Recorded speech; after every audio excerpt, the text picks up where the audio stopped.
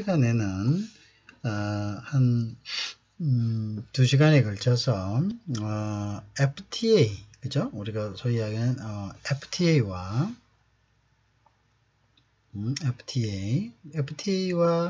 그 다음에 FDI, 그죠? FDI에 대해서 한번 이 관계에 대해서 한번 알아보는 시간을 갖도록 하겠습니다. FDI는 그럼 뭐냐, 이렇게 질문을 할 수가 있겠죠. 그래서 우리가 FDI는 Foreign Direct Investment다. 그래서 요거는 이제 외국인 직접 투자다, 이렇게 해석이 됩니다. 그래서 외국인이 직접, 그죠? 직접 투자다.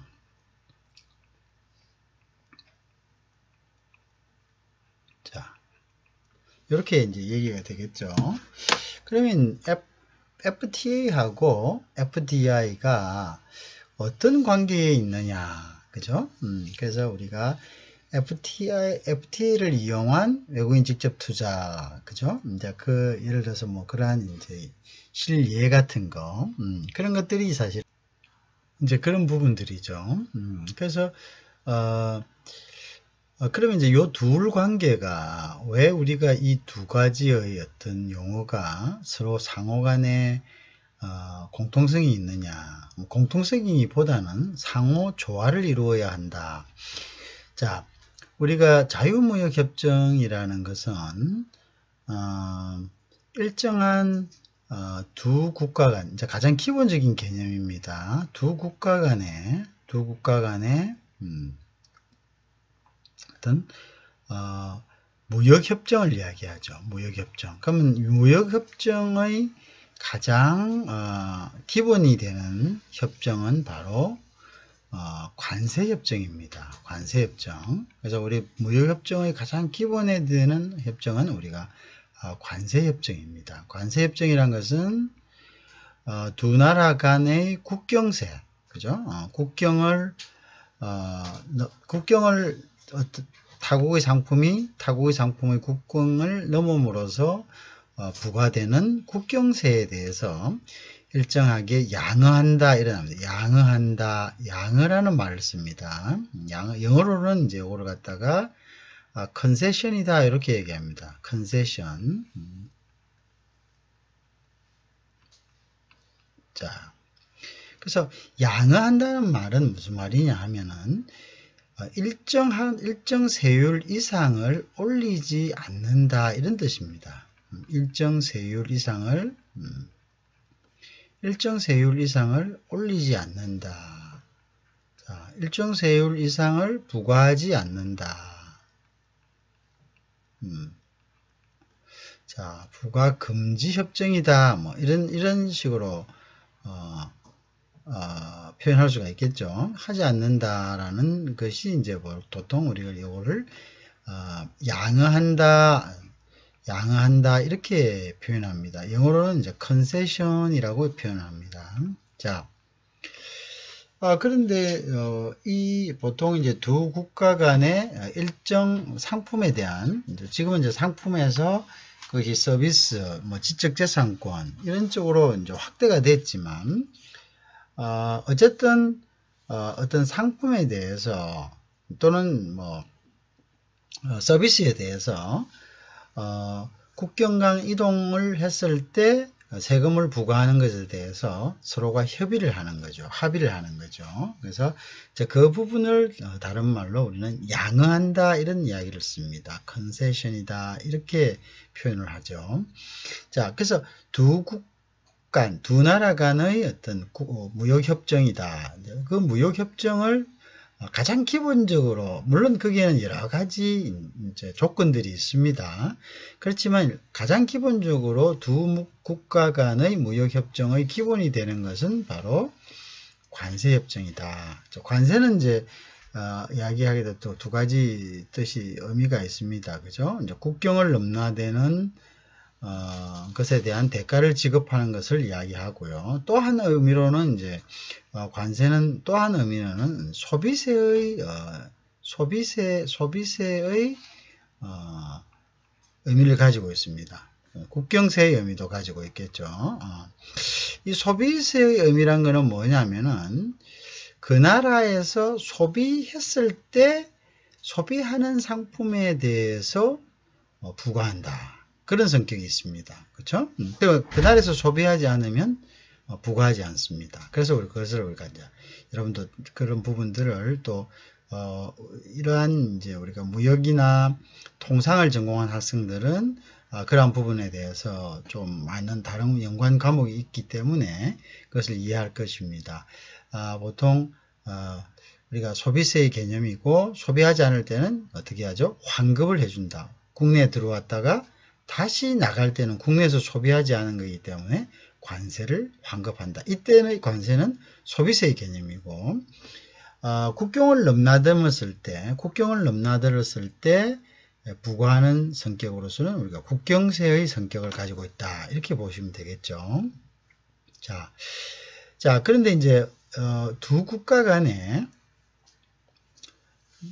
이제 이렇게 두 국가 간에 관세를 갖다가 부과하는 것을 서로 협의해서 일정 세율 이상은 부과하지 말자 하는 것을 우리가 양어라고 했습니다. 이것을 갖다가 두 국가 간에 협의한다 이렇게 해서 우리는 이거를 양자협정이다 이렇게 이야기합니다. 양자협정이다. 그래서 FTA는 다른 말로 FTA는 결국 양자협정이다 이렇게 이야기합니다. 양자협정이다. 자, 양자협정이다 이렇게 나옵니다. 그죠? 양자협정이다. 자, 근데 이 양자간 두 나라 간의 협정이라는 이야기죠. 그런데 이제 이 최근에는 이 FTA가 양자협정이 다자협정으로 발전되고 있습니다. 다자협정. 여러분들 다자협정이란 말을 어디서 많이 들어보셨죠? 원래 이 다자협정의 기원은 WTO에서 나오는 겁니다. WTO. 그 다음에 WTO의 바로 전신이라고 할 수 있는 가트, 알죠? 가트란 말 많이 들어봤죠? 가트에서 사용되는 언어가 다자협정이다. 그러면 양자협정과 다자협정의 차이는 뭐냐? 자, 양자협정은 두 나라 간의 협정을 말하고 다자협정은 두 나라 간의 협정이 모든 회원국들에게 똑같이 적용되는 걸 이야기합니다. 무슨 말인지 이해하겠죠? 그죠? 그러니까 이런 거죠. 어떤 사람하고 어떤 사람 A국과 B국이 두 나라 간에 서로 좋아서 우리는 좀 특별하게 혜택을 좀 주자라고 또는 이 부분에 대해서는 우리 둘끼리 의논을 하자라고 한 것에 대해서는 두 사람 간에 그죠? 두 사람 간에 효력이 미치죠. 그죠? 우리가 그 대표적인 것이 뭡니까? 우리가 우리나라가 제일 처음 한 거, 그죠? 칠레. 그죠? 한국과 칠레 간의 FTA가 된 거죠. 자, 두 나라만 했죠? 그 다음에 우리가 또 어떤 것이면 가장 최근에 한미 FTA가 된 거. 그죠? 그 다음에 한중 FTA가 된 거. 자, 여기서는 결국 뭡니까? 협상의 대상자는 두 나라입니다. 그죠? 두 나라죠. 그래서 우리가 이러한 경우를 우리가 양자협정이다 라고 합니다. 그죠? 양자협정. 두 나라 간의 협정입니다. 자, 그것을 우리가 이제 양자협정이라고 이야기하는데요. 왜냐하면 우리가 오늘 우리가 공부를 해야 될 부분은 이 다자협정, 그러니까 양자협정인 FTA가 다자협정으로 발전했는데요. 이제 그 이유가 뭐냐 이거죠. 자, 그러면 우리가 최근에 잘 알려진 다자협정 FTA가 여러분 들어보셨죠? RCEP이라는 게 있습니다. RCEP이라는 게 있고 또는 TPP라는 말을 들어봤죠. 그죠? 자, 그래서 우리가 이번 시간에는 이 다자 FTA. 자, 이 다자 FTA, 이 다른 말로는 FTA는 원래 양자가 이렇게 한칠레, 한미, 한중과 같이 두 나라 간의 복수국가랍니다. 요걸 갖다 복수국가, 두 나라 간의 이제 자 복수국가 간의 협정을 이야기해요. 양어죠. 복수국가 간의 협정을 이야기를 하는데, 그런데 다자 간의 FTA라는 것은 뭐냐? 이것은 두 나라만이 아니고 이 여러 나라가 모여서 FTA를 체결한 것을 우리가 다자 FTA다 이렇게 표현합니다. 그러면 이 다자 FTA는 여러 나라가 모였기 때문에 다른 말로는 다시 요거를 갖다가 우리가 메가 FTA다 이렇게 표현합니다. 메가 FTA다. 자 그러면 원래 FTA는 양자인데 왜 메가로 전환이 되었느냐? 이 부분입니다. 자, 그런데 이 부분을 잠시 설명을 드리는데, 자, 우리가 가야 할 핵심은 최근에 이루어진 다자 FTA인 RCEP과 TPP와 그 다음에 우리가 외국인 직접 투자의 관계를 갖다가 한번 살펴보겠다. 자, 외국인 직접 투자. 자, 이 RCEP과 TPP가 얼마 전에, 자, 물론 이제 TPP는 지금 결정이 이제 CPTPP라는 조금 전 이따가 말씀을 드리는데, CPTPP라는 부분으로 이제 부분적으로 지금 이제 협정이 됐어요. 자, 그렇지만 일단은 반 정도 협정이 됐기 때문에 그냥 원래는 TPP가 원래의 원어지만 지금은 우리가 앞에 CPTPP라는 말을 붙여야 됩니다. 사실은요. 자, 근데 일단 편의상 TPP라고 하고 이러한 다자 FTA가 생겨났습니다. 근데 이 다자 FTA가 생기면서 외국인 투자가 그럼 어떤 영향을 받느냐, 그죠? 거기에 대해서 우리가 FTA 개념과 외국인 직접 투자인 FDI의 개념을 이해하면서 이 양 용어 간에 어떠한 관계가 성립하는가라는 것을 우리가 파악하는 것이 이번 시간의 핵심이다 이렇게 보면 됩니다. 자, 그러기 위해서 우리는 다자 간 FTA인 RCEP이라든지 TPP를 공부하기 전에 우선 양자 간 FTA, 그죠? 아까 이야기했죠. 복수 국가 간의 FTA인 예를 든다면 그게 아주 일반적인 거죠. 우리나라에서 한칠레, 한미, 한중, 한EU 이런 것 FTA가 쭉 있습니다. 그죠? 국내에서 이제 FTA를 체결한 국가가 한 15개, 16개, 17개, 이런 식으로 있는데, 어쨌든 그런 나라들을, 각각의 나라들과 체결을 했는데, 자, 그런데 이제 예를 들어서, 한EU FTA가 있습니다. 우리 한EU FTA라는 거 들어보셨죠? 한EU FTA가 있습니다. 한EU FTA. 자, 한국과 EU 간에 체결된 FTA입니다. 그죠? 자, 근데 이 EU도, 자, EU를 하나의 국가로 보기 때문에, 이것도 사실은 복수간 FTA지만, 사실은 EU FTA는 이것도 다자간 FTA인 메가 FTA죠. 다자 FTA입니다. 자, 어쨌든, 각 나라 간의, 이걸 하나의 국가로 봤을 때 EU를, 체결된 것을 우리가 양자 FTA인데, 그러면 이 FTA라는 개념의 역사를 잠시 한번 돌려봅니다. 그리고 이 원래 복수간 FTA가 어디에서 유래되었고, 그 다음에 그 이후에 다자간 FTA는 어떻게 해서 나타났는지에 대해서 우리가 다시 한번 간단하게 한번 정리를 해 보겠습니다. 자, 우리가 이제 여기서부터 봅니다. 중상주의라는 것을 우리가 알아야 합니다. 중상주의. 자, 중상주의라는 것은 말 그대로죠. 그죠?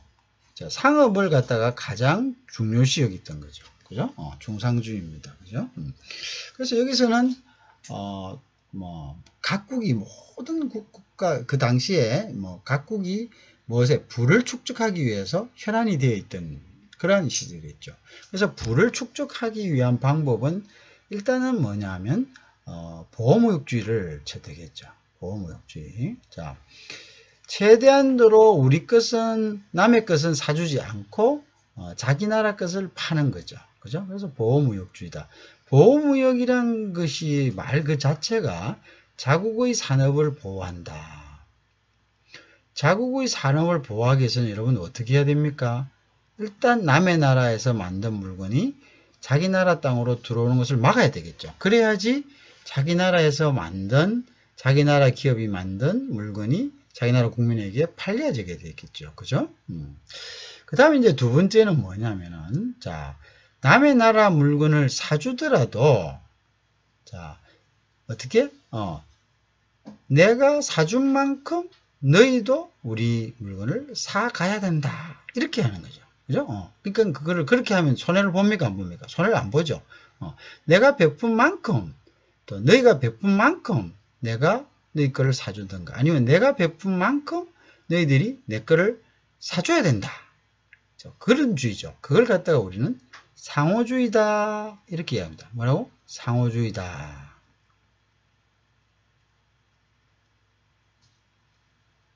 자, 이러니까 결국 상호주의라는 말 자체로 상호주의는 이제 영어로 reciprocity라고 이렇게 발음합니다. reciprocity. 자, 이때 상호주의는 실질적으로 우리가 이제 상호주의도 또 나눠질 수 있습니다. 이거를 전면적 상호주의, full reciprocity 또는 1차적 상호주의, first difference reciprocity 이렇게 나눠지는데, 자, 그것은 이제 우리가 너무 깊이 조금 들어가고, 이거는 이제 완전히 뭐 FDA full 한 학기 완전히 풀 강의를 할 때 이제 그 정도로 들어가면 좋은데, 지금은 이제 거기까지 들어갈 필요는 없다고 생각합니다. 그래서 어쨌든 이 보호무역주의와 상호주의가 일단은 중상주의의 근간을 이루고 있습니다. 중상주의의 근간이죠. 자, 그런데 어쨌든 간에 이 보호무역주의와 중상주의를 쭉 이어왔습니다. 특히 우리가 미국 같은 경우에, 그죠? 미국 같은 경우에는 예를 들어서 미국 독립전쟁 있었을 때, 그러니까 이제 미국은 전통적으로 중상주의를 갖다가 해왔죠. 그래서 예를 들면 이제 1776년에 있는 프랑스 미국 조약, 미 프랑스 조약에서도 상호주의를 그대로, 이것도 마찬가지입니다. 프랑스 조약에서도 그랬고요. 그 다음에 쭉 오면서 왔는데요. 그 다음에 이제 어디까지 왔냐면은, 이것이 이제 우리가 미국이 이제 또 1881년부터 1861년부터 69년까지 남북전쟁, 즉 시빌월이 있었습니다.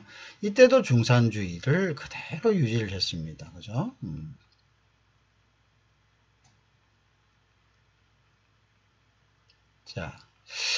자, 그리고 이제 중산주의를 유지했다는 것은 일방적으로 너희들이 우리 높은 관세, 그러니까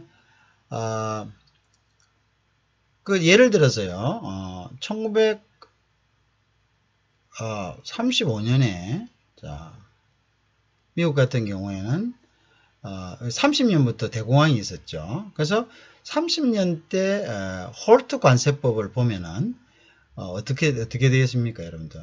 즉 1930년도에 있었던 홀트 관세법을 보면은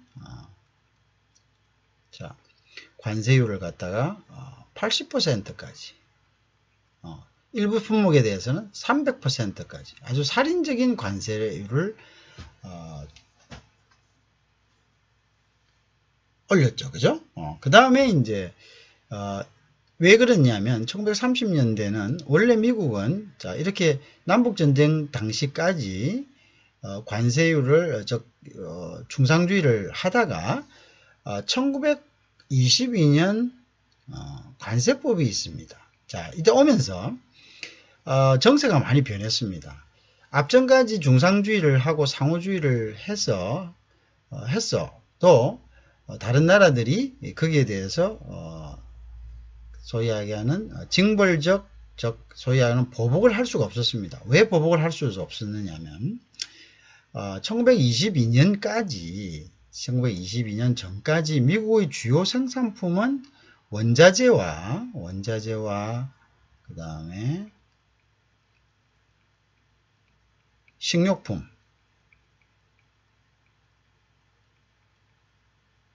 그 다음에 농수산물이었습니다. 결국은 다 이거 먹고 사는 거죠. 농산품이었습니다. 자, 이 원자재, 식료품, 농산품은 필수적인 겁니다. 이거를 갖다가 유럽에 수출을 했죠. 그죠? 자, 그 전까지는 유럽에 수출했습니다. 그러니까 유럽 나라들이 미국이 중상주의를, 유럽은 그 당시부터 이제 자유주의의 어떤 무역 그 규범으로 돌아서고 있었는데요. 미국이 보호무역주의하고 상호주의하는 이런 중상주의를 주장을 하고 이런 중상주의를 계속 밀고 나가도 사실은 유럽 나라들이 이의를 제기 못했습니다. 왜?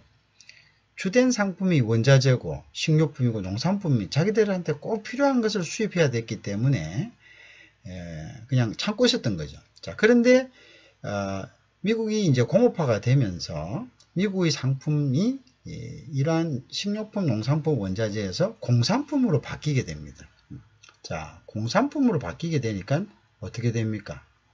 자, 미국의 수출품이 농산품하고 원자재에서 공산품으로 바뀌게 되니까 결국은 이게 어떻게 됩니까? 이거는 유럽 나라들하고 어떻게 돼? 바로 경쟁에 들어가는 거죠. 마찰이 생기는 거죠. 자, 앞전에는 자기네들 유럽은 식량의 50% 정도를 수입에 의존합니다. 유럽이라는 나라가 땅이 그렇게 척박한 곳이 많죠. 그죠? 그래서 지금도 유럽은 유럽의 어떤 회원국 사이에서 50%의 식량을 다른 곳에서 의지를 하게 되죠. 그죠? 의지를 합니다. 자, 그런데 이제 공산품으로 수출품이 바뀌면서 어떻게 되냐면 유럽은 이제 미국에 대해서 똑같이 미국의 상호주의를 배척합니다. 그래서 그러니까 미국은 이제 상호주의를 계속 주장할 수 없는 거죠. 지금까지는 상호주의를 주장해도 물건이 팔렸는데 공산품으로 수출품이 전환됨으로써 이제 경쟁을 해야 되니까 상호주의를 계속 했다가는 물건이 전혀 팔리지 않습니다. 왜? 상호주의라는 것 자체가 자기 나라의 물건은 보호하고 그 다음에 물건을 다른 나라가 사주는 만큼 사주고 이런 식이죠. 그죠? 결국은 이제 최소한 다른 나라의 물건은 안 사주면서 자기 나라 물건을 팔려는 것이 바로 중상주의입니다. 그래서 부를 축적하는 하나의 방법으로 생각했죠. 자, 그러다 보니까 상호주의는 결국은 내 물건을 사줘야 되는데 상대가 내 물건을 안 사주면은 결국 어떻게 보복을 하게 되는 거죠. 자, 이러한 보복이 결국은 1차 대전과 2차 대전을 유발한 하나의 원인이 된 거죠. 그죠? 자, 그래서 이제 어쨌든 간에 1922년에 와가지고 미국은 관세법을 갖다가 다시 제정합니다. 어떻게 제정하느냐? 자, 지금까지의 보호무역주의 중산주의에서 자유무역으로 일부 전환합니다. 완전한 것은 아니고요. 자유무역으로 전환합니다. 자, 자유무역으로 전환하다가 쭉 갔는데 이렇게 가려고 했는데 1930년도에 공황이 일어납니다. 이 공황은 미국에서만 일어난 것이 아니라 전 세계적인 현상이었기 때문에 미국은 다시 아까 이야기하는 홀트법을 제정해서 다시 중상주의로, 즉 보호무역주의로 다시 회귀합니다. 자, 그러다가 1935년에 와서 다시 자유무역주의의 법을 갖다가 만들게 되는 거죠. 자, 이 이후부터 이제 미국은 이제 자유무역주의적인 어떤 색채를 사실은 띠지만 이제 다시 1980년도에 와서 미국의 적자가 누적됩니다. 그래서 1980년대는 누가 그때 통치를 했냐면 레이건 대통령이 통치를 했는데요.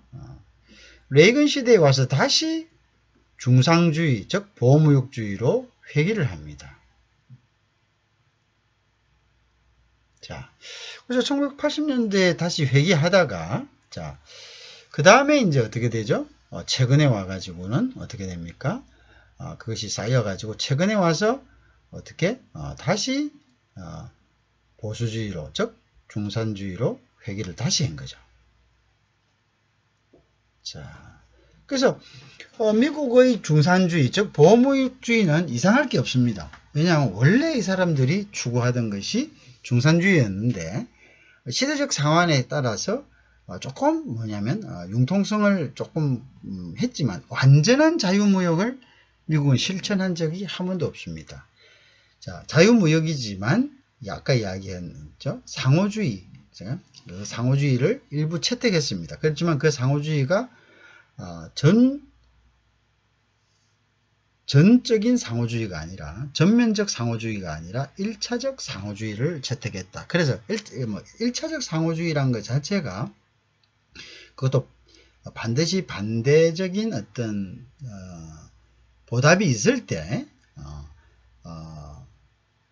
자기들이 혜택을 주는 거기 때문에 그 자체도 어떻게 보면 일부적인 중상주의다 이렇게 봐야 됩니다. 자 이렇게 진행이 왔는데, 자 근데 우리가 이제 여기서 알아야 될 것이 있습니다. 자 1990, 자 그래서 알아야 될 것이 뭐냐? 그것은 이제 우리가 세계 2차 대전의 발발이죠. 자, 이런 중산주의 영향으로 결국은 이제 전쟁이 발발합니다. 근데 그 전쟁이 중산주의 때문에 전쟁이 발발했다는 것은 아니고, 이러한 이제 중상주의가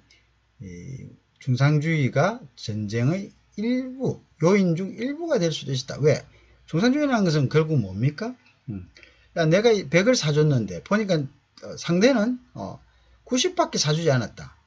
이렇게 이제 파악을 하면 굉장히 어떻게 되죠? 화가 나겠죠. 그죠? 화가 나서 그걸 보복하려 합니다. 다른 방법으로. 그죠? 자, 그러면 또 이쪽에서는 뭡니까? 비관세 장벽 또는 관세 장벽으로 높은 관세를 부과하거나 아니면 관세를 부과하지 않더라도 거의 관세 부과와 다름없이 그냥 수출 자체를 기부업하도록, 그냥 포기하도록 이러한 좀 비관세, 관세는 아니지만 여러 가지 다른 방법으로 수출을 갖다가 방해하는 것. 그죠? 이런 이제 방법을 이제 그걸 우리가 비관세 장법이다. non-tariff policy다. 이렇게 이야기합니다. 자, 뭐 그렇게 하니까 서로 간에 어떻게 되면 감정이 쌓이니까 그래 이 감정이 다른 요인하고 같이 딱 맞닥뜨려져 가지고 세계대전을 유발하게 되는 거죠. 그죠? 폭발하는 거죠. 자, 그래서 이제 세계대전이 일어난 그 당시만 해도 사실 뭐 때문에 그랬습니까? 중산주의, 보호무역주의죠. 자, 그래서 이제 세계대전이 끝날 무렵에 여기에 대한 이제 반성을 합니다. 근데 반성이란 것이 뭐 그렇게 원칙적인 어떤 뉘우침이 아니라 필요에 의한 반성이었죠. 자, 왜냐? 1945년에 이제 보통 전쟁이 그죠? 끝나갈 무렵이었습니다. 그래서 그 전쟁이 끝나갈 무렵을 보면 이제 끝판을 알죠. 이제 보통 이제 패전하고 성전하고 하는 게 딱 나오죠. 이제 마무리가 되지 않습니까? 장기나 바둑도 마찬가지죠. 마무리가 이렇게 되는데 이 마무리가 될 때쯤 돼서 뭐가 필요합니까? 유럽 같은 나라, 유럽 대륙은 거의 전쟁의 무대가 되어버렸죠. 유럽에 대해. 미국은 본토에서 전혀 피해가 없었고요. 유럽이 전쟁의 이제 폐허가 됐는데, 자, 그래서 우리가 보통 한 나라에서 뭐 태풍이 불었다, 아니면 불이 탔다.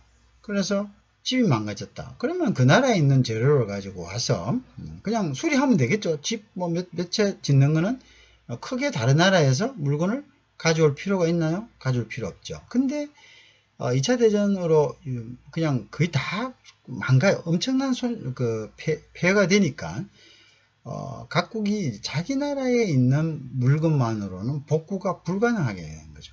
복구가 불가능합니다. 자, 그래서 이제 1947년에 그죠? 46년에 사실은 이제 신흥 공업국들, 미국을 비롯한 신흥 공업국들이 각국 전쟁 중에 전쟁이 끝무렵에 불러 모으는 거죠. 불러 모아 가지고 만든 것이 바로 가트입니다. 여러분들 알죠? 가트, GATT. 자, 요게 뭐냐? General Agreement, Trade and Tariff입니다. 즉 무역과 관세에 관한 일반 협정이다 이거죠. 그래서 무역과 관세에 관한 일반 협정이 사실은 요게 이제 1947년에 발효가 돼서 결국 요게 어디까지 오냐면 1995년 WTO의 설립까지 옵니다. 자, 그러면 결국은 WTO는 우리가 우리말로는 월드 트레이드 오거니제이션이라 해서 세계 무역 기구라고 합니다. 세계의 모든 무역 질서를 갖다가 관장하는 유엔 기구죠. 세계 무역 기구입니다.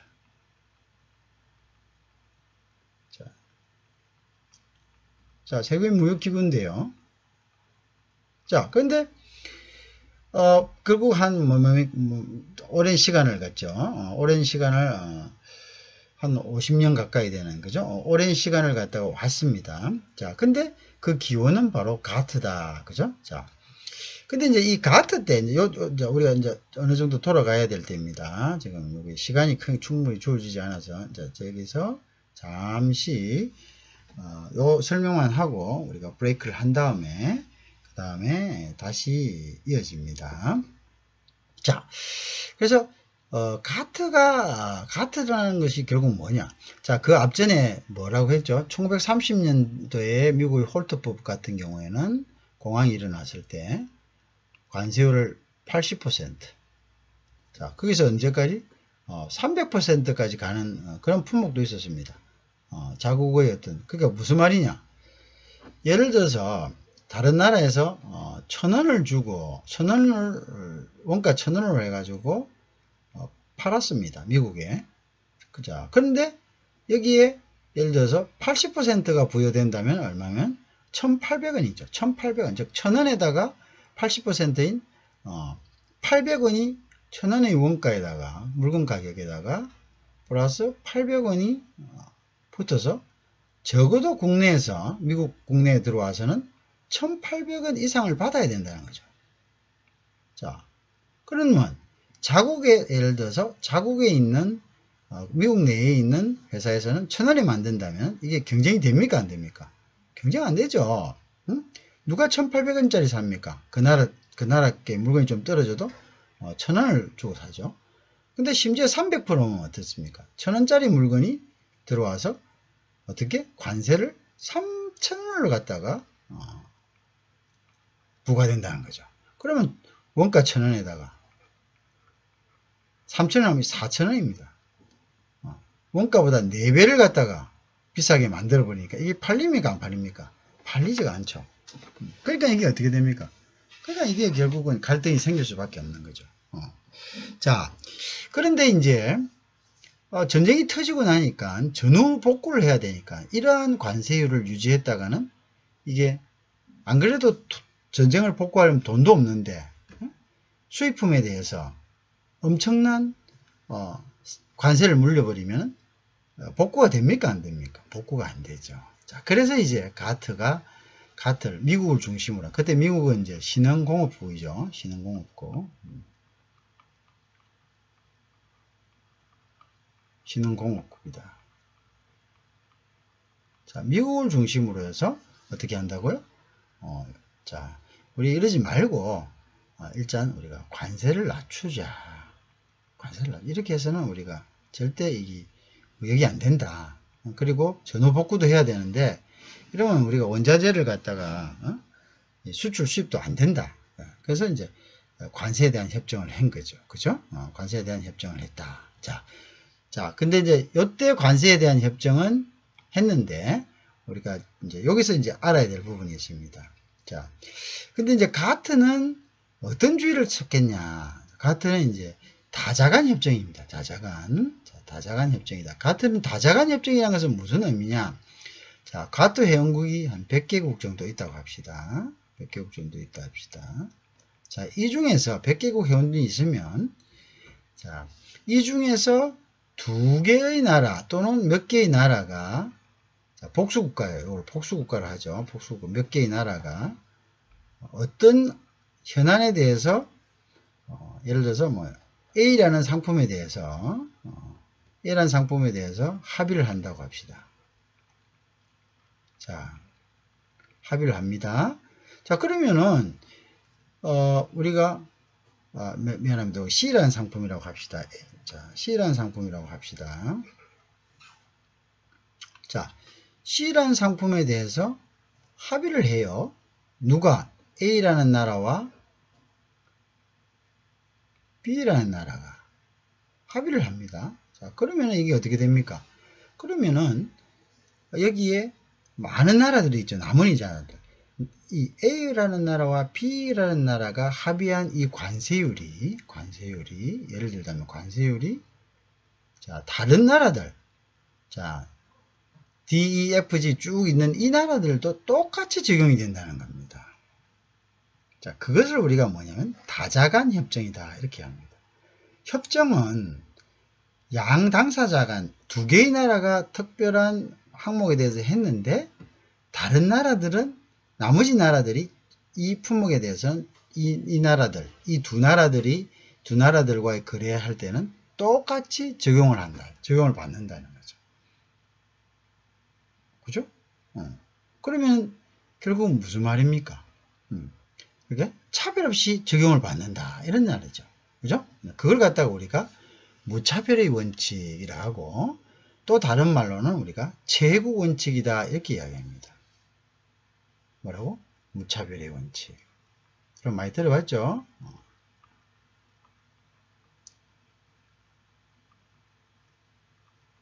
무차별 원칙. 또 다른 말로는 뭐라고? 제국 원칙이다.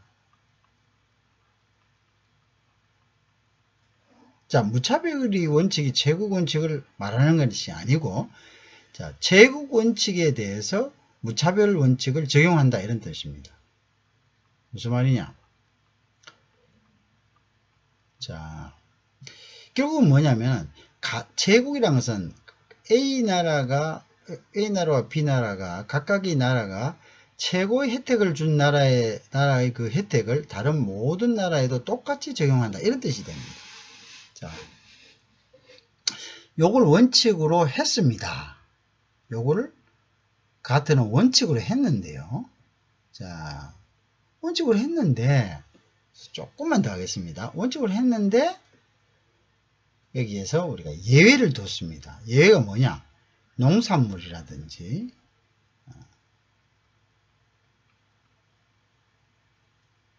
자, 면직이라든지 옷감. 그 다음에 여기 또 뭐냐면 우유라든지 그 다음에 낙농, 치즈라든지 이런 거 있죠. 낙농 제품. 이 부분, 이 부분들. 자, 요 부분들에 대해서는 어떻게 했다고? 요 부분들에 대해서는 다자주의를 채택하지 않고 요 부분에 대해서는 양자주의를 채택했습니다. 뭐냐? 자, 각 나라마다 경제적인 수준이 다 틀립니다. 자, 그런데 가트가 자유무역을 하자 하면서 모든 나라들에게 야, 너희들 똑같이 다 개방해. 자유무역해야 돼. 라고 할 수는 없었다는 거죠. 특히 농산물, 면직물, 우유, 낙농 제품에 대해서는 후진국이 많았기 때문에 이 부분에 대해서는 당사자 간에 협의해라. 이것은 가트에서 무조건 다자주의를 채택하지는 않는다. 이렇게 한 거죠. 자, 그러면 이 부분에 대해서 양자주의가, 그죠? 양자주의를 허용한 것이, 결국 이것이 계속적으로 허용돼서 뭐가 된 거죠? 여기에 대해서, 요 전통이 뭐가 된 거죠? 요게 FTA가 된 거예요. 자, 결국은 무슨 말이냐? WTO 체제 하에서는 사실은 FTA는 그 정신이 WTO하고는 반대된 겁니다. 왜? FTA는 마음 맞는 두 나라끼리 합심해가지고 너희끼리 너희 룰을 정해라는 거고, 그 다음에 WTO나 그 앞의 전신인 가트는 아니다. 우리가 하나의 룰을 정하면은 두 사람 간에 정했지만 그 룰은 여기 있는 회원 모두에 대해서, 자, 네가 예를 들어서 낙농 제품 제외니까, 예를 들어 다른 거, 네가 자동차에 대해서 10% 관세라면은 B국하고 10% 관세를 체결했지? 그게 제일 좋은 관세율이지? 그러면 그 제일 좋은 관세율 10%를 너하고 협상은 안 했지만 가트의 회원국 나머지 98개국에도 똑같이 10%를 해서 적용해라. 이겁니다. 그게 다자주의입니다. 자, 그러면은 나머지 국가들은 협상도 하지 않고, 그죠? 10%를 적용받죠. 그죠? 그래서 이제 그게 이제 소위 이야기하는 가트나 WTO의 다자주의 또는 무차별주의 최고 원칙의 부작용입니다. 그래서 우리는 그거를 갖다가 무임승차다 이렇게 이야기하는 거죠. 무임승차다. 자, 그러니까 무임승차가 되니까 불만이 생기죠. 그런데 어떻게 됐습니까? 우리가 가트 때 양자 협상을 허용해 놓은 그 부분이 있습니다. 그 부분들을 이용해서 편법이라는 건 아니죠. 됐는데 그 부분들을 이용해서 두 나라 간의 양자 간의 협상들이 계속 활성화된 겁니다. 계속 활성화되다 보니까 결국은 뭐냐면 우리가 이제 그레샴의 법칙이 있죠. 경제학에서 악화가 양화를 구축한다. 결국은 주객이 전도됐어요. 그래서 가트나 WTO의 어떤 룰은, 다자간 룰은 잘 안 지켜주고 계속적으로 발전한 양자간 룰이, 그죠? 발전이 된 거죠. 그래서 각 국가들은 WTO나 지금 시대에 1995년부터는 가트는 없어졌습니다. 그래서 WTO의 어떤 룰 아래서 놀기보다는 어떻다고? 각자 마음 맞는 데 가서 FTA 룰을 만들어서 거기서 논다 이거죠. 자, 그런데 이제 FTA를 만들다 보니까 양자간에 하니까 또 여러 나라하고 각각의 협상을 해야 되니까 그것도 지겹다. 시간도 많이 들고 거래 비용도 많이 든다. 그래서 어떻게 합니까? 모여라. 그래가지고 어떻게? 다시 다자간. 그러니까 결국 뭐냐면 작은 WTO가 돼버린 거죠. 작은 가트가 돼버린 거죠. 그러면서 이제 FTA가 가트나 그다음에 최근에 1995년 이후는 WTO의 기능을 갖다가 이게 각각의 두 나라에서 하다가 여러 나라가 같이 모여가지고 하니까 이게 WTO나 가트하고 똑같은 이제 기능을 이제 대체 기능이 되어버린 거죠. 무슨 말 알겠죠? 자, 이제 그런 식에서 지금 이제 우리가 어떤 것들이 대두되고 있습니다. 그러니까 결국 뭐가 필요 없습니까? WTO가 이거 있으나 마나다. WTO는 있으나 마나다. WTO 이제 무용론이 이제 나오는 거죠. 근데 그것이 사실은 WTO에 가서는 그 일부 상품들의 어떤 양자협정이 모두 WTO 안으로 흡수가 되어서 사실상 양자협정을 허용하는 부분들이 굉장히 줄어들었습니다. 자, 그런데 어쨌든 양자협정에 대한 빌미가 있었고 또 양자협정을 가트나 WTO가 그 체제 안에서 관리를 했기 때문에, 자, 왜 관리를 했죠? 그 양자협정이 대상에 되는 품목들을 다자협정으로서 모두에게 일괄적으로 적용할 수 없었죠. 그죠? 왜냐하면은 그것은 각국의 어떤 개방 정도라든지 경제적 어떤 수준이라든지 달랐기 때문에 그것은 이제 그 품목에 대해서는 좀 불편하지만 모든 국가가 각자 모두 하나씩 체결을 하라 이렇게 한 거죠. 자, 그런데 이제 그 이후에 어떻게 됐죠? FTA는 그러한 이제 하나의 빌미가 있었던 거죠. 그러니까 이제 하나의 뭐 근거가 있었던 거죠. 양자협정을 할 수 있는. 그래서 양자협정이 계속적으로 발전돼서 나중에는 이 양자협정들이 아주 큰 어떤 그죠 형태로 발전됐죠. 그 대표적인 것이 사실은 EU입니다. 그래서 EU는 최대의 어떤 FTA인데 그런데 EU는 이제 그 부분을 조금 볼게요. 자, 그래서 세계 최대의 사실은 FTA였습니다. EU가. 그래서 자, 이제 우리가 이제 FTA를 전제로 해서 그죠? 이제 FTA가 왜 뭐냐라는 것을 이제 했습니다. 그죠? 그래서 이 FTA를 전제로 했을 때 우리가 가장 큰 FTA는 사실은 EU였습니다. EU. 있죠? EU. 그죠? 근데 EU는 경제적 공동체를 넘어서 우리가 정치적 공동체이기도 합니다. 그래서 요거는 사실은 조금 우리가 그 무역협정에 있어서 가장 상위 개념입니다. 정치적 거, 그죠? 정치적인 거 플러스 경제적인 것이 복합된 것입니다. 자, 근데 요거는 이제 유럽이 가지는 특성 때문에 그렇습니다. 유럽은 여러분도 아시다시피 한 뿌리의 왕조에서 이렇게 파생이 됐기 때문에 이들은 정치적으로 동일하다 이렇게 보면 됩니다. 이렇게 컨센서스가 있다. 즉 정치적으로 같은 어떤 의식이 있는 거죠. 자, 컨센서스가 있다. 그래서 이제 그렇기 때문에 여기는 이제 결국에는 유럽은 이제 경제적 공동체 플러스 정치적 공동. 정치적 공동체는 이제 EU 의회가 있고 그죠? 그다음에 EU를 대표하는 이제 대표부가 있고 또 이런 식이죠. 그죠? 그래서 요거 플러스 경제적 공동체다. 그죠? 그러니까 요거는 굉장히 좀 독특한 형태인데 사실은 이러한 형태, 즉 경제적 플러스 정치 형태의 공동체가 사실 최상위의 공동체 모형 중 최상위에 속합니다. 알겠죠?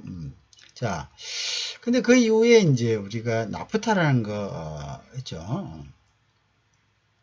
자, 나프타가 이제 생김으로써 사실은 이제 세계 최대의 공동체가 EU에서 이제 나프타로 이제 전환이 되는 거죠.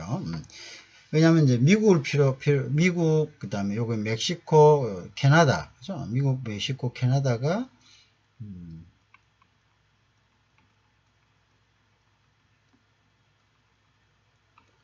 미국, 멕시코, 캐나다가 나프타를 형성했기 때문에 요게 사실은 수준이나 여러 가지 금액 면에서는 최고였죠. 그런데 이제 요 나프타도 사실은 지금은 USMCA로 대체가 됐습니다. 자, 왜? 이게 이제 결국은 이 나프타의 조약들이 미국의 어떤 좀 소위 이야기하는 하류층들 이게 불리하다 이거죠. 그래서 요거는 트럼프 대통령 때 요 나프타를 유명무실하게 만들었습니다. 자, 그런데 트럼프 대통령이 들어와서 이 사람이 독특해서 이걸 다 해도 아닙니다. 그게 아니고요. 우리가 이제 알고 있는 미국의 이익을 위해서 사실은 대통령들, 미국은 뭐 반대당이라도 자국의 이익을 위해서라면은 목소리를 같이 냅니다. 그죠?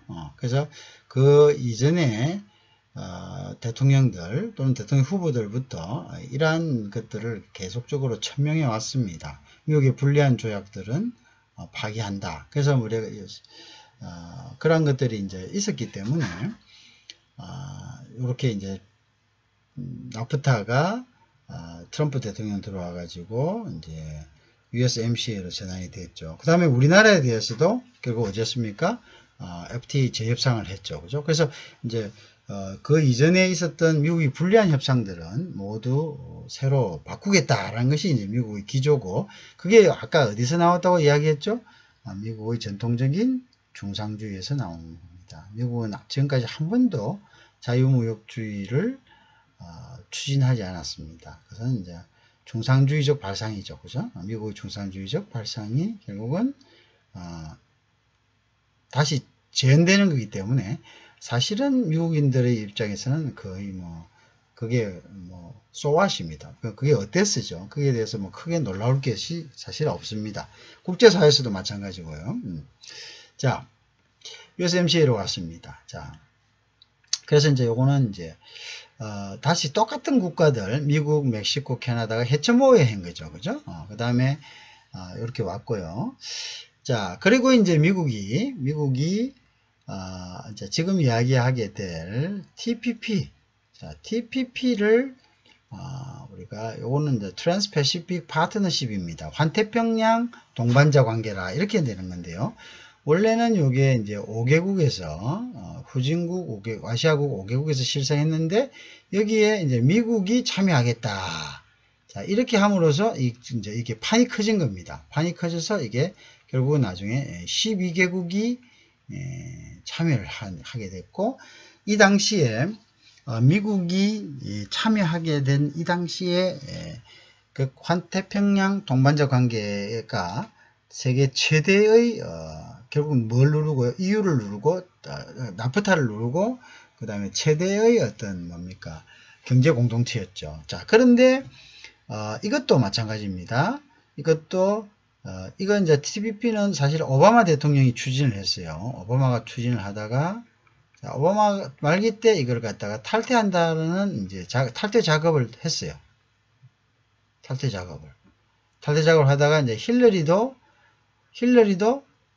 자기가 대통령이 되면은 TPP에서 탈퇴할 것이다 라고 공식적으로 이야기하고, 그 다음에 누구도 또 했죠? 트럼프도 공식적으로 이야기했습니다.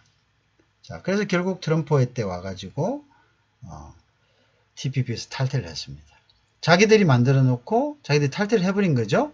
자, 근데 이제 이 TPP를 만든 근본적인 원인은 이제 요 뒤에 이야기를 나가겠지만, 근본적인 원인, 요거는 TPP는 뭐죠? 요거는 메가 FTA입니다. 메가 FTA. 자, 메가 FTA는 뭔지 이야기했죠? 다자간 FTA입니다. 그래서 메가 FTA입니다. 자, 그래서 이제 TPP를 트랜스패시픽 파트너십을 환태평양 동반자십에서 탈퇴를 했습니다. 미국이 탈퇴를 한 이유가 뭐냐 하면요.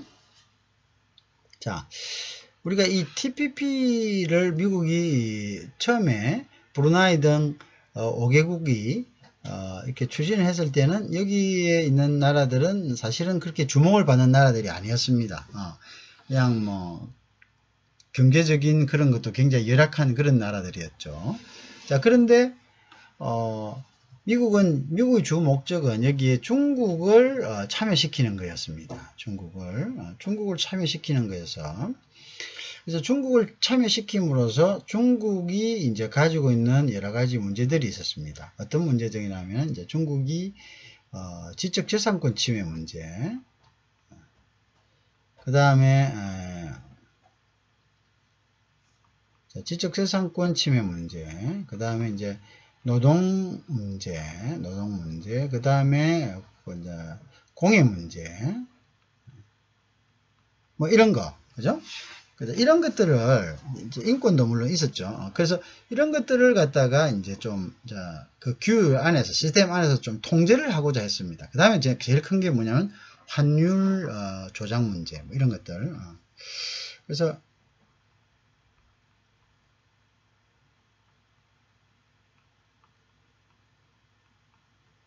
자, 이런 것들을 미국이 시스템 안에서 중국을 좀 통제하려고 했는데, 중국이 요 눈치를 채고 TPP에서 탈퇴를 해버렸습니다. 중국이 가입을 안 했습니다. 그러니까 미국 입장에서는, 그러면 이제 이때 누가 이제 있었냐면 이제 일본 등이 있었습니다. 일본. 근데 일본이 나오니까 미국은 중국이 나가버린 상태에서는 일본이 있는 이 TPP에서 이거 협정을 체결해 버리면 자기들 시장만 열어주는 꼴이 됐습니다. 그래서 왜냐하면 일본이라는 나라는 사실은 이런 무역협정을 체결해 봐야 크게 효과를 못 봅니다. 왜냐하면 일본이라는 나라의 자체적인 상관습이 중국보다 더 끈끈하게 어떤 그러한 파트너십, 그러니까 자기들의 어떤 거래선을 바꾸지 않습니다. 그러니까 다른 나라들이 관세를 갖다가 면제받고 들어가도 물건을 안 사줍니다.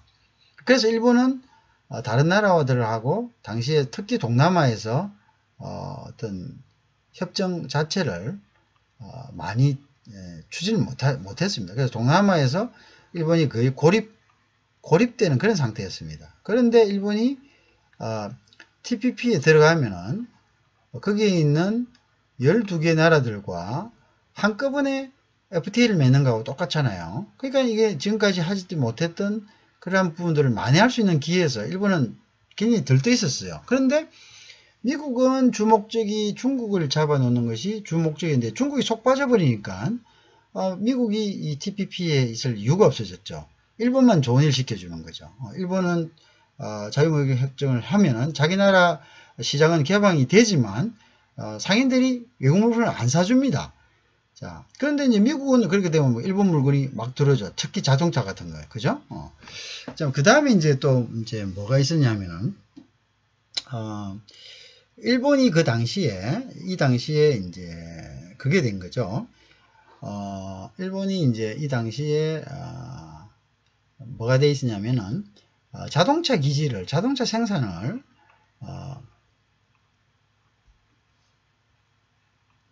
자동차 생산을 멕시코로 이전했습니다. 멕시코로.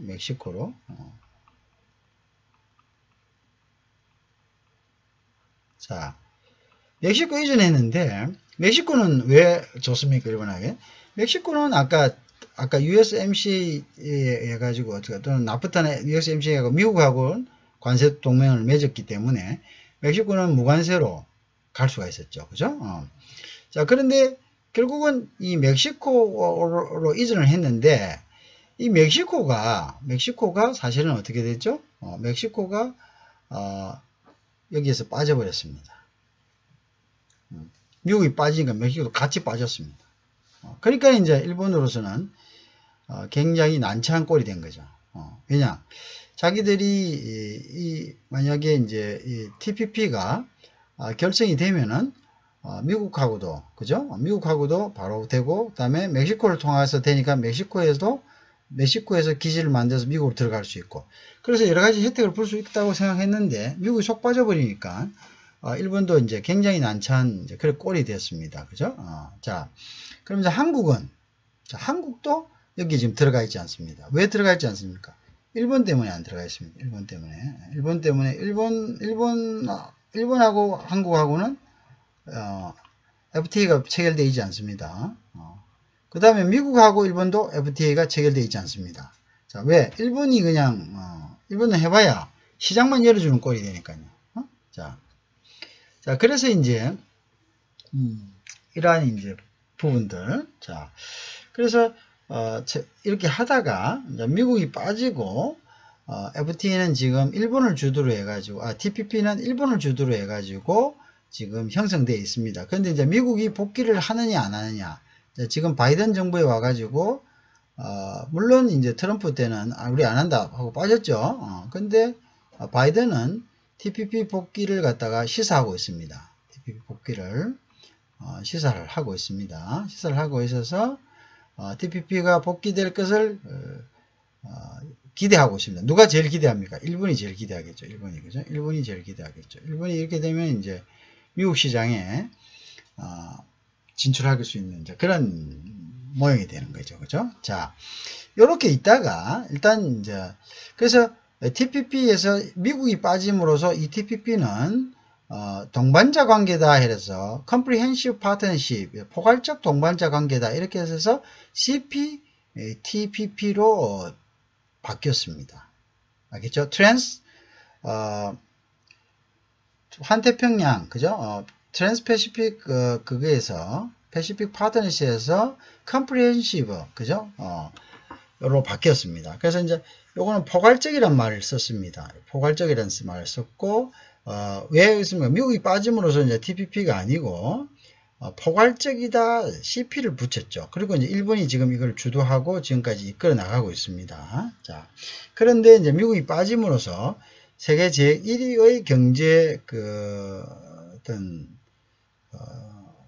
협의체가 지금은 이제 RCEP에 물려줬습니다. 자, 그래서 그럼 RCEP은 뭐냐? 자, 아까 중국이 빠졌죠. 어디서? TPP에서 빠졌죠. 그래서 중국이 이제 여기에 가서 자기 주도로 만든 것이 바로 RCEP입니다. 알겠죠? 자, 그래서 이제 중국의 RCEP이 됐는데 이 RCEP에는 우리나라가 가입이 됐어요. 물론 일본도 가입됐습니다. 일본도 가입됐습니다. 자, 그래서 이제 결국은 이제 일본은 RCEP을 통해서 뭐 일본은 여기도 걸치고 저기도 걸치고 왜 동남아에서 일본이 거의 지금까지 열세였던 이러한 경제협의체를 이러한 다자간 FTA에 가입함으로써 한 방에 여러 나라와 FTA를 체결한 것과 같은 효과를 가지죠. 그죠? 그래서 이제 일본은 그러한 것들을 이제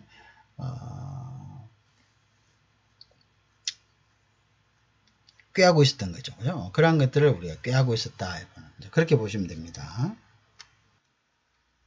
자, 그래서 중국이 그래서 이제 뭘 만들었다 했죠? RCEP을 만들었습니다. 그래서 중국이 RCEP을 만들고 이제 여기에 우리가 가입을 했습니다.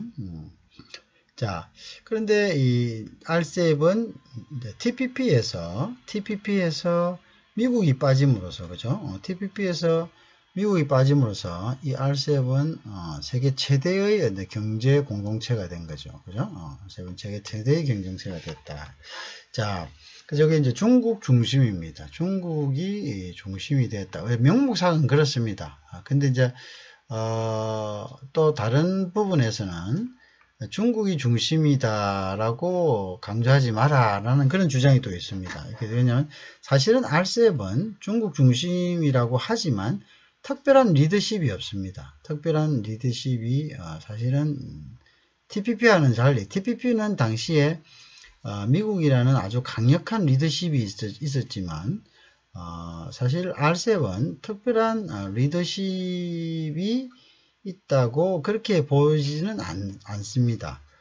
그래서 특별한 리더십이 없다. 이렇게 이제 보면 되겠습니다. 이렇게 그렇지만 이제 명목상 중국이 리더를 하고 있죠. 자, 그래서 RCEP을 중심으로 해서 이제 우리나라는 RCEP에 이제 가입을 했습니다. 한국은 RCEP에 가입을 했습니다. 그래서 지금 이제 문재인 정부 때 한 해 전인가 RCEP을 가입을 했죠. 자, 그리고 우리는 이제 여기에서 사실은 RCEP으로 인해 가지고 어떤 이제 혜택을 보게 되느냐 이제 이런 부분들이 있죠. 그래서 우리가 결국은 이제 봅시다. 자, 근데 이제 여기서 우리가 이번 시간에 이제 해야 될 FDI하고 이러한 이제 다자간 무역 협력체들 그래서 이제 메가 FTA 됩니다. 이거 전부 다 메가 FTA죠. 자, FTA들, 그죠? 메가 FTA들, 방금 한 건 어떤 거죠? RCEP이라든지, 그 다음에 TPP 같은 거죠. 메가 FTA들과의 관계는 뭐냐? 자, 이런 겁니다. 자, 그러면 어떤 부분들에 대해서 우리가 메가 FTA 부분들을 얘기를 할 수 있느냐 하면요. 자, 잘 보세요. 예를 들어서, FTA는 외국인 직접 투자입니다. 그죠? 외국인 직접 투자다. 자, 외국인 직접 투자다. 이렇게 볼 수가 있겠죠. 자, 외국인 직접 투자를 하는 이유는 뭡니까, 여러분들? 외국인 직접 투자를. 옛날에는 우리가 이랬습니다. 옛날에는 국내에서 자, 사무소 있고, 그죠? 사무소, 사업소, 뭐, 사무실을 합시다. 사무실, 그죠? 사무실 있고, 그 다음에, 자, 공장 있고, 그죠? 공장 있고, 그 다음에 창고 있고, 그죠? 그 다음에 연구실도 있겠죠, 그죠? 여기 다 국내에 두습니다. 뭐 때문에? 밖에 나가면 어떻게 됩니까? 자, 밖에 뭐를 이전시킨다. 그러면 그 나라에 뭐가 있었습니까? 들어가기 위한 관세. 그죠? 그 다음에 그 나라에서 또 뭐 법인세도 있을 거고. 여러 가지가 있겠죠. 그죠? 자, 이런 것들이 있습니다. 이런 것들을 우리가 뭐 전부 다 이야기하는 것은 뭐냐면, 우리가 다른 나라 물건을 옮긴다. 사무실 다른 나라를 관리한다. 그러면 뭐 사무실이야 어차피 들어갔다 나갔다 하니까 공장 같은 것도 거기서 지으려면 또 뭡니까? 물건을 보내고 하면 여기서 뭐 어떻게 해야 됩니까? 그 국경을 넘는 때 관세 하죠? 창고도 마찬가지고 뭐 연구실도 자 이런 것들이 있다 그죠? 근데 이제 우리가 이러한 FTA가 되면 이런 걸 낼 필요가 없어지는 거죠. 그죠? 이런 걸 낼 필요가 없어진다. 그러면 결국 어떻게 됩니까? 국내에서 하나, 외국에서 하나, 국내에서 한 것과 똑같은 효과죠. 왜? 부가적인 코스트, 그러니까 소위 말하는 트랜잭션 코스트.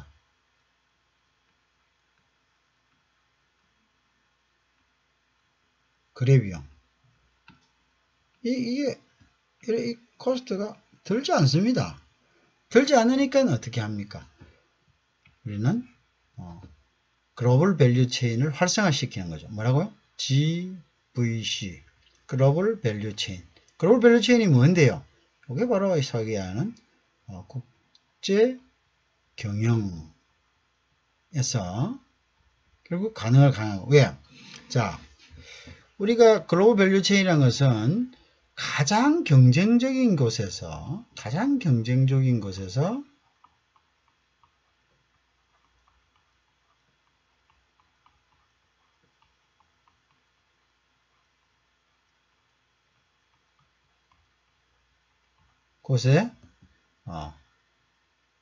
공격적인 곳에 기지를 둔다는 겁니다.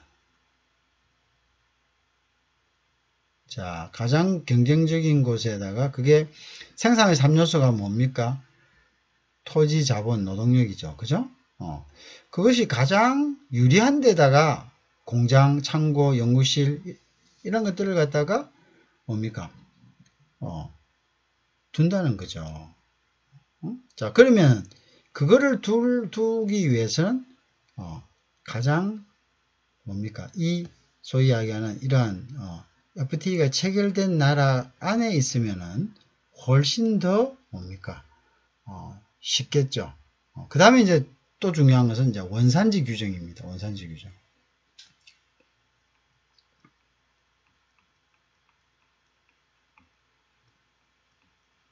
자, 원산지 규정이라는 것은 우리가 원산지 이 부분은 굉장히 까다롭습니다. 여러분들 다 아시다시피 뭐 대외무역법이나 이런 데서 관세법이나 이런 데서 원산지 규정을 결정하는 것은 굉장히 복잡하죠. 그죠?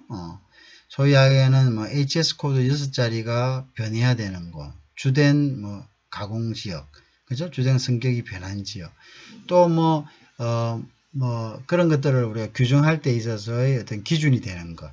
뭐 아주 복잡합니다. 그죠? 그런데 우리가 FTA를 갖다가 체결하면 이 원산지 규정이 굉장히 완화되는 거죠. 예를 들어서 옛날에 지금 합니다. RCEP에 가입하기 전에 RCEP에 가입하기 전에 예를 들어서 원료는 RCEP 국가 중에 어디에서 다른 곳에서 그 다음에 조립은 또 다른 곳에서 그죠? 그 다음에 또 가공은 또 다른 곳에서 뭐 이런 식으로 다 했다 합시다. 자, 그러면 이거 어떻게 됩니까? 이거 따로, 이거 따로, 이거 따로.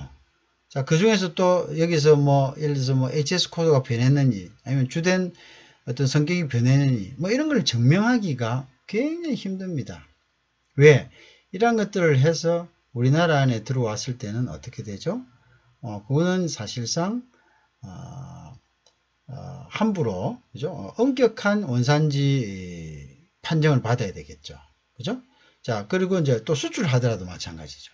자, 그런데 이러한 영내에 만약에 RCEP에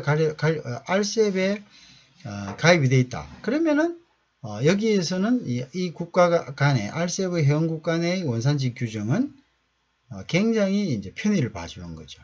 그러면 그거는 뭐 예를 들어서 뭐 메이드 인 코리아로 해도 좋다라든지 뭐 이런 규정이 있는 거죠. 그죠? 그러다 보니까 뭡니까? 굉장히 거래 비용이 적고 그 다음에 어떤 의미에서는 보면은 이제 자기 상품의 밸류를 갖다가 올릴 수가 있겠죠. 그죠? 상품의 밸류를 올릴 수가 있다. 자, 이런 장점이 있기 때문에 우리가 이러한 메가 FTA가 되었을 때 FDI는 훨씬 더 어떻게 한다고? 증가한다. 이렇게 증가할 수 있다. 무슨 말인지 이해하시겠죠? 왜 증가하겠습니까? 우선 결국은 그 FTA 지원 안에 FTA가 체결된 나라들 하고 나라 안에서 생산된 것들 하고 또는 뭐 조립되거나 가공되거나 한 거하고 그렇지 않은 거하고는 그 원산지 규정 면에서도 엄청난 차이가 됩니다. 그죠? 엄청난 차이가 되고 그 다음에 그러한 것에서 오는 많은 거래 비용과 시간을 갖다가 만약에 이런 메가 FTA에 가입함으로써 간략하게 판정받을 수 있기 때문에 훨씬 더 빨라진다는 거죠. 그러면 결국 어떻습니까? 외국으로의 투자가 굉장히 활성화된다. 또 마찬가지입니다. 외국에서 국내로 들어오는 투자 역시도 굉장히 활성화될 것이다. 그렇죠? 그래서 우리가 이제 FTA 비즈니스라는 것이 이렇게 메가 FTA 지역을 잘 이용함으로써, 그죠? 잘 이용함으로써 어떤 비즈니스 모델을 갖다가 만드는 것, 그죠? 그런 것들을 우리가 이야기를 하는 거죠. 자, 그래서 이제 뭐 여러분들하고 이게 사실은 조금 더 좀 디테일하고 길게 이렇게 이제 얘기를 하는 게 좋은데, 자, 이 부분이 또 특강과 관련된 그런 이제 부분이기 때문에 일단 요게 이제 요 정도에서 우리가 FTA는 어떤 것이고 또 FTA와 FDI는 왜 서로 간에 이런 밀접한 관계를 가지고 있는 것인가, 그죠? 자, 그런 부분에 대해서 상호간에, 그죠? 이제 이해가 되는 것, 그죠? 그 다음에 이제 우리가 FTA는 어떤 기원에서 이렇게 왔다는 것, 그죠? 그것은 원래는 가트나 WTO의 다자주의 원칙의 기본이지만 가트 때부터 일부 품목에 대해서 양자주의를 허용했던 것이 이제 그것이 계속적으로 발전해 가지고, 그죠? 양자주의의 협정의 전통이 되었고, 그 다음에 그 양자주의 협정 중에서 특히 다자주의로 발전했어. 그죠? 그게 되는 것이 이제 메가 FTA라 하는데, 최근에 그건 RCEP과 TPP가 있고, 그죠? 또 이러한 RCEP과 TPP는 한국의 어떤 경제협력체와 밀접한 관계를 가지고 있다. 그죠? 그래서 이제 RCEP과 TPP 중에 이제 최근에는 어떤 쪽으로 가입을 하는 것이 우리에게 유리할 것인가, 뭐 이러한 이슈들도 이제 나오고 있습니다. 그죠? 경제 공동체에 속함으로써 그 회원국들과 여러 가지 어떤 교류를 할 수 있고, 그 다음에 그 회원국이 됨으로써 얻는 원산지 규정에 관한 어떤 이득이라든지, 이제 그로 인한 이제 거래 비용이 이제 감소된다든지, 그것으로 인한 경제적 효과라든지, 그죠? 이러한 것들에 대해서 우리가 이제 한번 좀 생각해 볼 수 있는 어떤 기본적인 어떤 한 베이스먼트를 갖다가 깔 수 있었다, 그죠? 그렇게 된다. 자, 그래서 우리가 RCEP과 TPP가 지금 현재 한국이 당면하고 있는 챌린지입니다. 그죠? 그리고 지금 이제 중국과 우리가 미국에 대한 비중이 큽니다. 그죠? 전체 수술 비중으로 보면은 50%가 넘습니다. 중화권까지 했을 때 교육 규모가. 그래서 엄청난 규모죠. 그죠? 엄청난 규모다. 자, 그러한 상황에서 과연 우리가 중국 중심의 RCEP을 더 비중을 줄 것인가, 아니면 미국 중심의 TPP에 더 비중을 줄 것인가. 자, 이러한 것들을 우리가 선택했을 때 우리의 덕은 뭐고 실은 무엇인가. 자, 이러한 것들이 향후에 좀 더 깊이 있게 이제 다루어 봐야 될 그런 부분입니다. 자, 그래서 이번 시간에는 여러분들에게 기본적인 FTA의 어떤 개념, 그리고 FTA가 어디로부터 유래되었다는 거, 그 다음에 이 FTA와 FDI는 어떠한 관계가 있다는 거, 그죠? 자, 그런 부분에 대해서 한번 기본적으로 살펴봤다. 이렇게 좀 정리가 됐으면 좋겠습니다.